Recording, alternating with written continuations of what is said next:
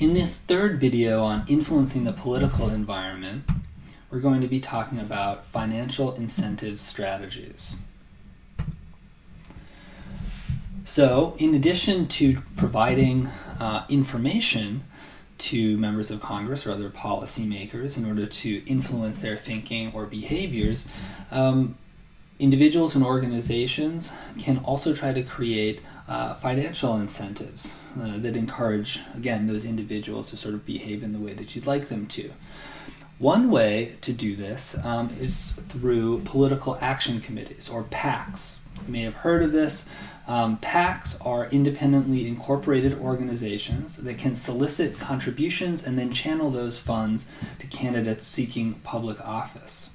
So we often see this kind of corporate political activity in industries that are highly regulated, like financial services and healthcare.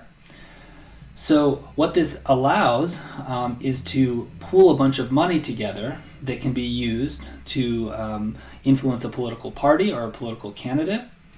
However, there are some disadvantages. So one is contributions are capped at fairly low levels.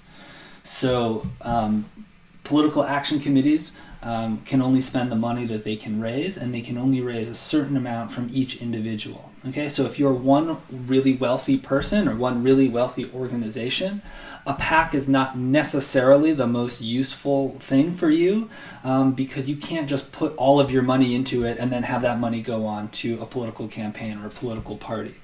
What you can do is to create the political action committee, donate up to the cap that's limited, the cap for one individual, and then encourage other individuals that you know to contribute as well. Okay, now organizations cannot give money directly to a PAC.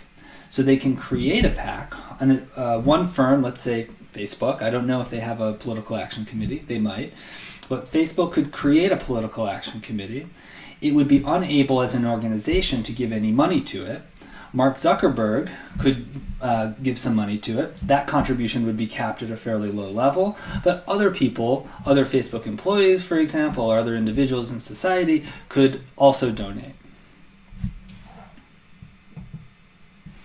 So if we look at some of the political action committees that have spent the most amount of money in recent years, again, we can find more updated information available on opensecrets.org. But we see a lot of different individual firms and industry associations here. So Honeywell International, National Beer Wholesalers Association, AT&T, Lockheed Martin, a defense company, Northrop Grumman, another defense company, Boeing.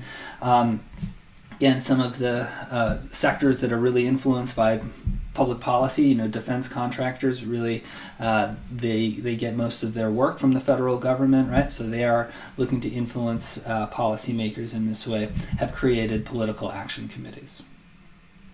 So PACs is one way to influence public policymakers. You create a financial incentive. Look, our political action committee will donate money to your campaign or to the political party that you're a part of. And in return, there's an assumption that perhaps when you gain elected office, you'll help us by crafting policy, to our liking or voting in a way that we would like you to. It's not exactly a quid pro quo, but that is the expectation, is that you create an incentive. The incentive might be, well, look, I got to office in part because of the donations that I got from this political action committee. That helped me win my election. I'd like to win my next election. How do I do that? Well, I need to keep those people happy. So that's the financial incentive.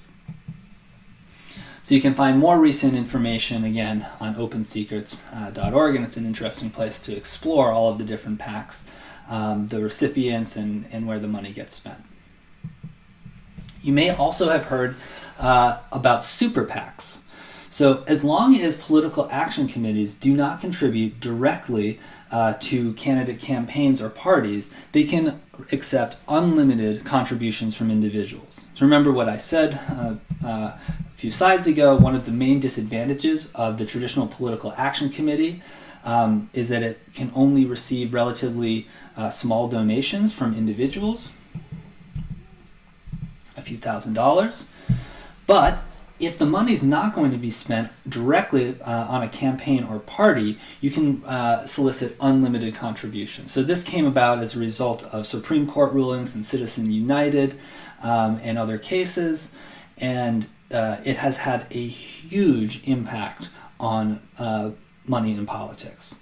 Okay, so now what you see are television commercials. You're seeing this right now in the 2020 presidential election, funded by super PACs that do not are not given to a candidate.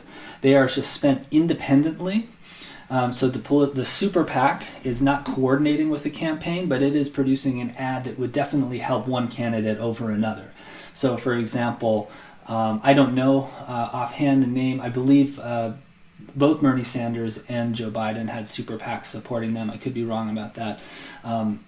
But the rules would stipulate that, okay, you can, as a super PAC, accept unlimited contributions, but you are not able then to give that money directly to a campaign, and how you spend that money cannot be coordinated with that campaign, because that's effectively the same thing as giving it to them directly if you just do exactly what they want you to do. So super PACs are able to spend huge amounts of money that benefit particular candidates and parties, but they're just not able to coordinate with them explicitly. Okay, so main difference between a PAC and a super PAC then is the size of the contribution on the one hand. A very small contribution for PACs, a very large contribution for potentially for a super PAC, but then also how that money can be spent. PACs can give money directly to candidates for their campaigns, whereas super PACs cannot. That money is going to be spent on activities that are not directly connected to the campaign, although would benefit the campaign. A third mechanism that businesses or other individuals in society can use are tax-exempt organizations. So this involves issue advertising. So you can get huge amounts of money donated to tax-exempt organizations. In many cases, the donors' names are kept secret. We refer to this as dark money, where the names and the amount of the contributions don't actually have to be reported to the FEC, to the Federal Election Commission.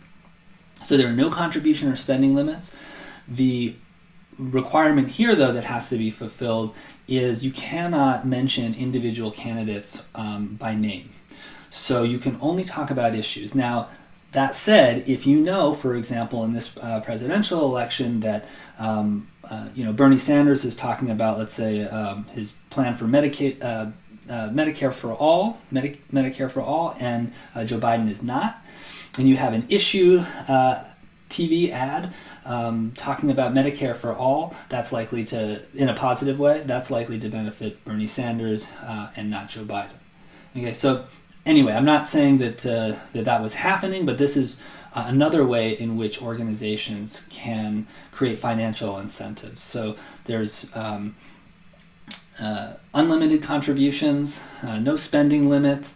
However, the money has to be spent on issue advertising, and it cannot mention candidates by name. And you can find more information, again, on Open Secrets. In addition to creating PACs, or contributing to super PACs, or contributing to tax-exempt organizations, businesses can also encourage their employees to make personal contributions to particular candidates. So this is an interesting question. It's one, if we were in class, I would be very interested to know your thoughts on. Is it wrong, do you think, for employers to encourage employees to vote in a certain way? Okay? Maybe you'd be interested to know what candidate you think, or what candidate your employer thinks would be best suited for office, or perhaps you would find that any kind of prodding one way or another could be seen as that person, your employer, using the leverage they have over you as an employer to influence your vote, and it could be seen as a form of coercion. So nevertheless, this is a kind of controversial practice, but we do see instances, and maybe some of you have experienced this, where you get some information from your employer encouraging you to vote one way or another, or encouraging you to make a political contribution to a particular candidate. Okay, and the last point to make here is that individuals are able to influence the political process in significant ways if they have a lot of money. Okay, the Koch brothers are a prime example. Very conservative in their opinions, and they have given a lot of money to a variety of different candidates and organizations, and have thought to have been very successful in influencing public policy. So that's something, if you're not familiar with the Koch brothers, there are documentaries about them, many news stories about them, etc., and that's something that you could read about. But there are many examples of this financial incentive strategy working out very well for individuals. Which isn't to say it doesn't also lead to a lot of criticism. Koch brothers have been criticized quite a bit, but nevertheless, I think some people would have to admit that their strategy has been successful. So the final tactic we're going to look at as part of a financial incentive strategy is economic leverage. So this could be a business threatening to leave a city, state, or county, or country, unless a desired political action is taken. So it's an effort to persuade a government body to act in a certain way that would favor the business. And it's just to say, look, as a business, we provide employment, we provide a tax base for lots of government policy, and that gives businesses a certain power. You saw this, for example, when Amazon was looking to locate a second headquarters and received all kinds of bids from different municipalities all across the United States. And these were different political authorities offering different packages to Amazon to entice them to come there, tax rates and other things, tax breaks and other things. And so this can be a very useful part of a financial incentive strategy if businesses indeed have that kind of leverage to use it.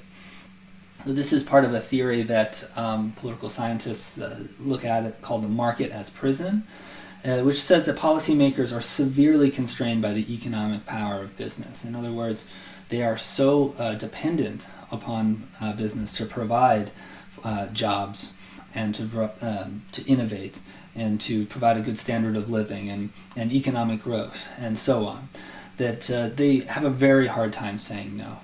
And so this is, could be communicated in a variety of ways, but certainly through this kind of economic leverage.